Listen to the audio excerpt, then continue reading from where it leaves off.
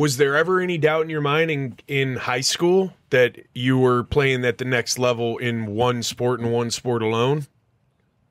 No, I thought because like I said, I got drafted in baseball. Yeah, and you loved Dion. Yeah, and I was a huge Dion fan, and so I should have, but I was too much of a competitor. I stopped playing 1 year in baseball my 9th grade year, and I couldn't hit no more. Oh, really? And I couldn't, like, when I came back my 10th grade year, and I couldn't pick the spin up. So me hitting the way I used to hit all my life and rarely striking out, hitting both sides of the plate, to going to striking out all the time, I couldn't live with it. I did all the... What do you think that was? You think that was a lifting weights, getting stronger, body's changing a little bit, muscle memory type thing? Or because it can't be your hand-eye.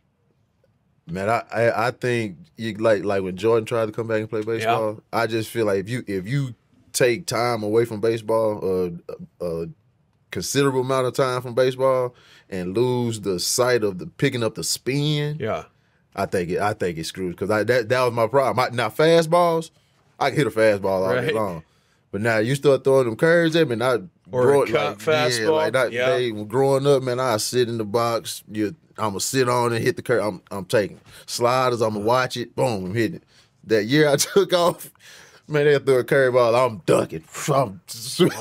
Don't touch me. Do you think if you had to do it over with, and I'll ask you that question probably 3 or 4 times today, if you had to do it over with, would you have stopped basketball, stopped baseball, stopped track? Maybe not track. Track's good for parts of football, and just focused on football like so many kids do now? Or do you feel like it helped you be a better athlete? Yeah, it helped me be a better athlete. In what way? One, like I say, the hand-eye coordination with baseball. I could play receiver, safety. Tracking the ball was just like tracking a baseball. Yeah.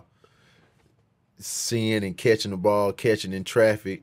Basketball, I'm catching rebounds, so it's the same thing. Sure. I can go in high point of football just like baseball, then track's track. I mean, it's just speed of it. But nah, if you're, and like I tell a kid now, if you're in a situation as a kid where I was blessed to already have the scholarships. If I wouldn't have had scholarships going later, I probably would have just focused on one sport. Okay. But since my scholarships started coming early, I had the leeway to go and do and play the rest of them. Maybe a chicken, egg, cart, horse thing there, though, because maybe the reason why you had the success that you had, part of it has to do with your ability mentally to adapt. So if you're playing a different game, you have to learn. It's like it'd be a lot like being an MMA fighter, and then you try to go just fight Jake Paul, just box Jake. It's hard for those guys. Right. They're used to looking for a weakness. They're used to lining you up for a kick, maybe trying to get you on the ground. Right. That takes a lot of mental acumen to be able to go, it's baseball, I got this job. Yes, there are skills that overlap, but let's talk about that high school coach. You said that high school football coach he's the reason you're Coach here, Outlaw. you said. Coach Outlaw, yes, sir. Man. How important are good coaches like that? And what was it about Coach Outlaw that really helped you? Man, like I said, I was always good in sports. Always played against older kids, beat them. I mean, I was growing up, I was different in that, and when it comes to sports. But like, so I'm gonna say my 8th grade year, oh man, what did I do? Running around causing trouble? Yeah, and I did something at school. Yeah. And got in trouble at Good school. for you. And so every young man should know that, at least once in their life. Yeah. So Outlaw come talk to me, and he made me write him a letter about what I wanted to do in life and so forth and so on, and why he should let me, because I was going to be on varsity, because we had, our high school was just 10th, 11th, and 12th grade at the time. And so we had a junior high that was 7th and 8th grade. So junior, then you go to, no, junior high was 8th and 9th grade. And then the 7th graders went to school by themselves. So the junior high, 8th and 9th, high school, 10th, 11th, 12th. Going into my 9th grade year, they combined in 9th grade with the high school. They put me on varsity as a 9th grader.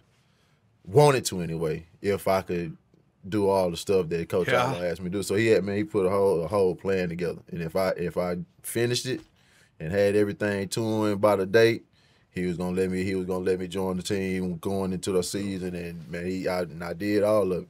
And he pretty much broke down how a leader should be. Because I was clearly one of the most talented ones. I mean, shit, the juniors and seniors, I beat them in little league sports and stuff. So he knew. But he really sat down and broke down what being a leader is. I know I young, 15, 16, but he sat down and gave me a lot of knowledge and game on just life in general outside of football. And it took me a long way. I ain't gonna lie. If without Outlaw, ain't no telling where I would have been. I mean, because a lot of dudes in Lufkin is either athletics or dope. Yeah. Man, I'd play with some of the, and I'm good. I was good coming out of high school, man. But I played with some linebackers and safeties that I absolutely run through you. Yeah. And if just kept them out of the street, but you out football season, shit, you wouldn't see them. Yeah. They in the streets, they sell it. It was Lufkin.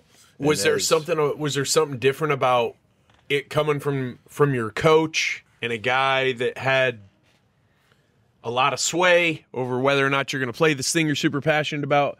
Was there something different about that message coming from him other than your dad? Yeah. Because your dad was probably like, but Pops, straighten up and fly right. Pops is Pops, though. You know, it's the same with my son now. Should I tell my son stuff about playing quarterback? Blows you off? Yeah, really? Shit, you act like I ain't never threw a football in my life.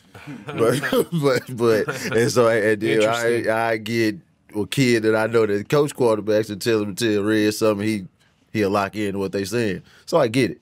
But yeah, so when it was coming from Coach Outlaw, and I had one of my cousins, he's older than me.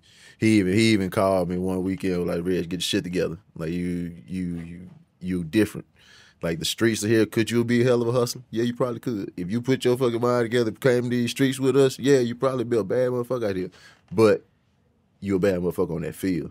And so he said, man, and same with Coach Outlaw, like, man, the streets, they there. Now, you can easily take that path and be over there with the rest of the homeboys and doing the shit, but when it comes to success, you're going to lose a lot of people on the road. And what I really learned at a young age, because I had older cousins, some people I call my brother that was in the streets, shit, they tell me, Reg, you come over here, you can come with us if you want, but you got to make it here. And us as your homeboys, your older brothers and shit, we'll take care of you on that shit, but you just go take care of that.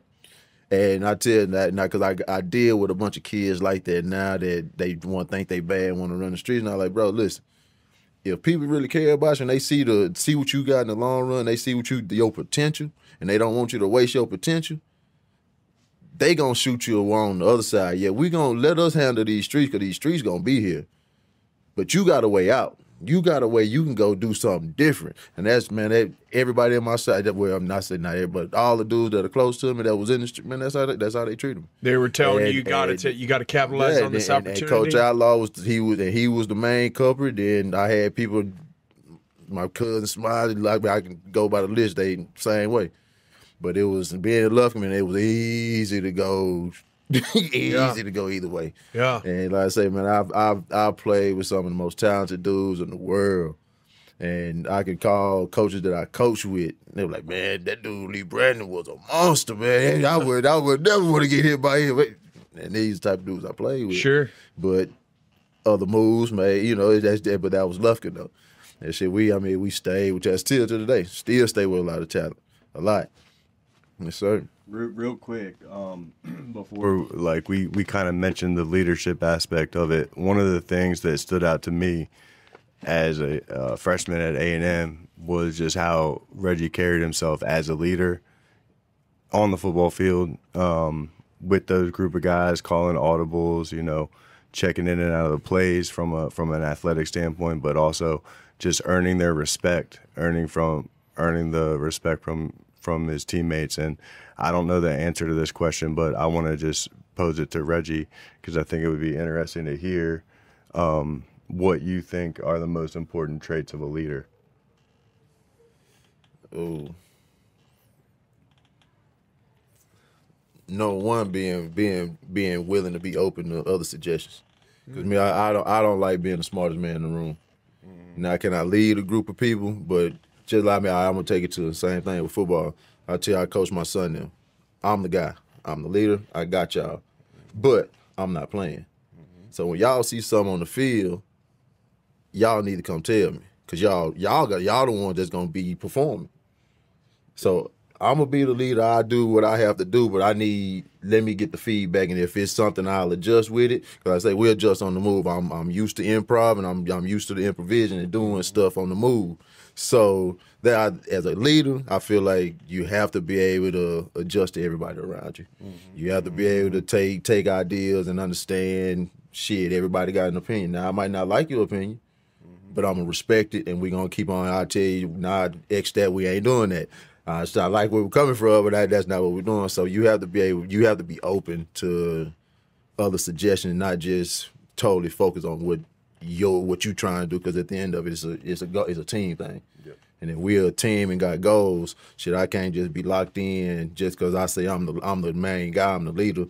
I can't be just locked in on my shit. Yep. And everybody got to be. We all got to come together, see the shit, and see eye to eye on everything that we doing. Yep. And so that's one of the biggest things as a leader. I feel you have to be able to be open and to suggestions and understand everybody in the room. And with that being said, that's why I think Jimbo Fisher need to give up play calling.